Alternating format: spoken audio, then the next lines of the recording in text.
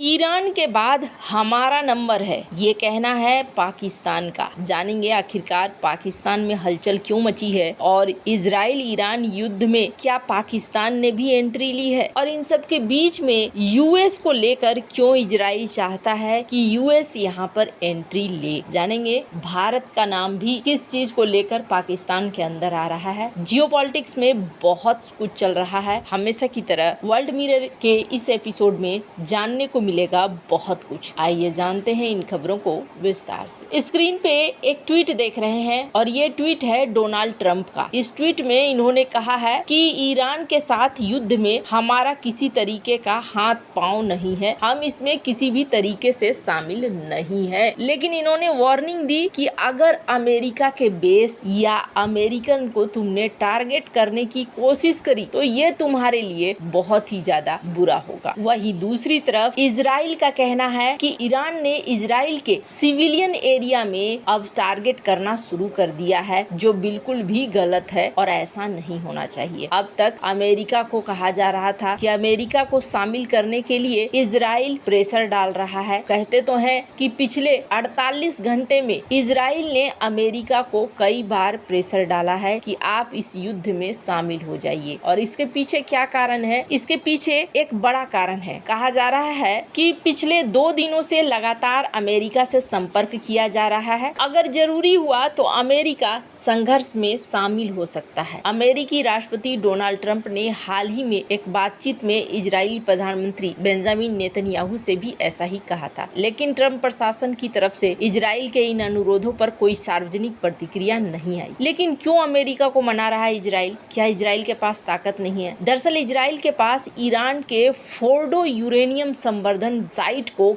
नष्ट करने के लिए एक बंकर बस्टर बम और बड़े बम वर्षक विमान चाहिए। ईरान का ये जो परमाणु स्थल है ना, ये पहाड़ियों से घिरे एक इलाके में जमीन के अंदर अंडरग्राउंड रिएक्टर बनाए हैं। अमेरिका के पास बंकर बस्टर बम भी है और बम वर्षक विमान भी, यानी कि बॉम्बर्स भी। इतना ही नहीं, इन बॉम्बर विमानों की रेंज में पूरा ईरान है। यही कारण है कि इजराइल चाहता है कि अमेरिका भी संघर्ष में शामिल हो और ईरान पर हमला करे। इससे इजराइल को एक सुरक्षा का भी एहसास होगा, क्योंकि ईरान भूलकर भी अमेरिका पर हमला करने की हिमाकत नहीं करेगा। ट्रंप प्रशासन ने अभी तक इजराइल के इस ऑपरेशन से खुद को दूर रखा है और उन्होंने कहा है कि हम किसी भी तरीके से शामिल नहीं है। लेकिन सवाल ये उठता है कि क्या अमेरिका इसमें शामिल होने जा रहा है? तो यहाँ पर विचार अमेरिका कर रहा है। अब आगे क्या होता है कहना मुश्किल है, लेकिन एक बार अगर शामिल हो जाता है तो बड़े बुरे हालात खड़े हो जाएंगे, ये भी तय है। अब इन सब के बीच में शहबाज शरीफ की तरफ से भी एक स्टेटमेंट आया है। स्क्रीन पर एक ट्वीट को देख सकते हैं। इजराइल के साथ सैन्य संघर्ष में उलझे ईरान को चीन और रूस के बाद पाकिस्तान का भी साथ मिला है। पाकिस्तान के प्रधानमंत्री शहबाज शरीफ ने ईरान के राष्ट्रपति मसूद पेजेस्कियान से बात कर अपनी एकजुटता जताई। शरीफ ने इजराइल के हमले को खास तौर पर उकसावा वाला बताते हुए आलोचना की। साथ ही उन्होंने मुस्लिम वर्ल्ड से इजराइल के खिलाफ एकजुटता की अपील की है। इजराइल ने शुक्रवार से ईरान के परमाणु और सैन्य ठिकानों पर हमले शुरू किए हैं। इन हमलों में ईरान के कई बड़े सैन्य कमांडर और परमाणु वैज्ञानिक मारे गए हैं। ईरान ने भी जवाबी हमले करते हुए इजराइल के प्रमुख शहर तेल अवीव में मिसाइलें दागी है। शहबाज शरीफ ने शनिवार को ईरानी राष्ट्रपति पेजेस्कियन से फोन पर बातचीत करते हुए ईरान के खिलाफ इजराइल के हमलों की कड़ी निंदा की। उन्होंने कहा कि यह हमला ईरान की संप्रभुता और क्षेत्रीय अखंडता तथा संयुक्त राष्ट्र चार्टर और अंतर्राष्ट्रीय कानून का उल्लंघन है। शरीफ ने इस पोस्ट में लिखा कि आज ईरान के राष्ट्रपति मसूद पेजेस्कियान से बात की और इजराइल की बेवजह किए गए हमले के कारण ईरान के साथ जो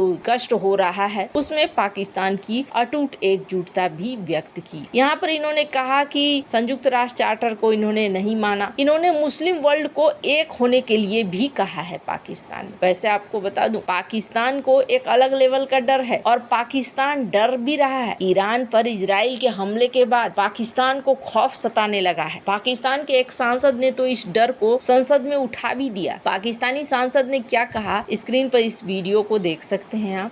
जनाब स्पीकर, ईरान पे जो इस्राइल ने हमला किया है और जिस तरह ईरान ने रिटेलिएट किया है और अपना जो हक दिफा इस्तेमाल कर रहा है, हम अपनी ईरानी भाइयों के साथ हैं। इस वक्त ईरान के ऊपर इसराइल ने एक हमला किया है और जो कुछ ईरान अपने सेल्फ डिफेंस में कर रहा है हम उसकी भरपूर हिमायत करते हैं और ये समझते हैं कि इस मौके पे ईरान को अकेला छोड़ना, ईरान के साथ जो है ना उसका मुकम्मल साथ देना, यह हमारा अखलाकी फर्ज है। इसराइल ने जिस तरह फलस्तीन में जेनोसाइड किया, बच्चों, औरतों, बुजुर्गों, शहरियों, अस्पतालों, स्कूलों, किसी जगह को नहीं छोड़ा और जो फलस्तीन की नस्लकुशी कर रहा है इस वक्त न कोई ह्यूमन राइट्स, न वो ममालिक जो अपने आप को ह्यूमन राइट्स की चैंपियन समझते हैं, किसी तौर पर वो इस पे आवाज नहीं उठा रहे बल्कि खामोश है। और खासकर जो हमारे इस्लामी उम्मा है उसकी भी खामोशी मानीखेज है।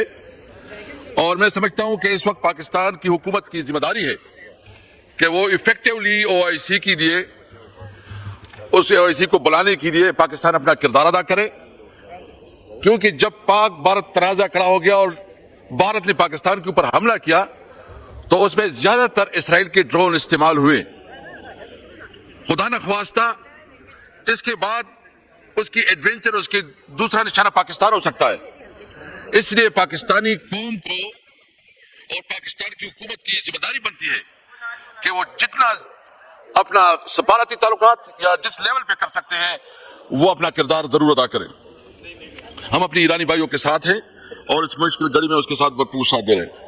यहाँ पर ईरान के बाद अगला नंबर पाकिस्तान का हो सकता है, इन्होंने जिक्र किया। पाकिस्तानी सांसद ने भारत और इजराइल के बीच सैन्य सहयोग का भी जिक्र किया और इसे पाकिस्तान के लिए सबसे बड़े खतरे के रूप में बताया है। ये बयान इनका बड़ा तेजी से वायरल हो रहा है। पाकिस्तान के नेशनल असेंबली में बोलते हुए सांसद असद कैसर ने कहा कि जब हाल ही में भारत पाकिस्तान तनाव हुआ था, भारत ने पाकिस्तान के ऊपर हमला किया तो उसमें ज्यादातर इजराइल के ड्रोन इस्तेमाल हुए। उन्होंने आगे कहा कि खुदा रहम करे, इसके बाद उसका दूसरा निशाना पाकिस्तान हो सकता है। ये ईरान को साथ देने की बात कह रहे थे, जैसा कि आपने यहाँ पर देखा। पर सवाल ये उठता है कि क्या भारत फिर से ऑपरेशन कर सकता है? तो आपको बता दूं, ऑपरेशन सिंदूर जो अचानक से रुका था ना, उसको लेकर अभी भी एक अलग तरह की बात है। कहा जाता है कि शायद नूर खान बेस, स्क्रीन पर एक आर्टिकल देखिए, आज भी ये चीजें डिस्कस हो रही है और कहा जाता है कि नूर खान बेस में जो हमला हुआ, उस हमले की वजह से ही कथित तौर पर इस युद्ध को आनन फानन रोकना पड़ा, क्योंकि अमेरिका यहाँ पर एंटर कर गया और अमेरिका ने भी फिर कहीं न कहीं ये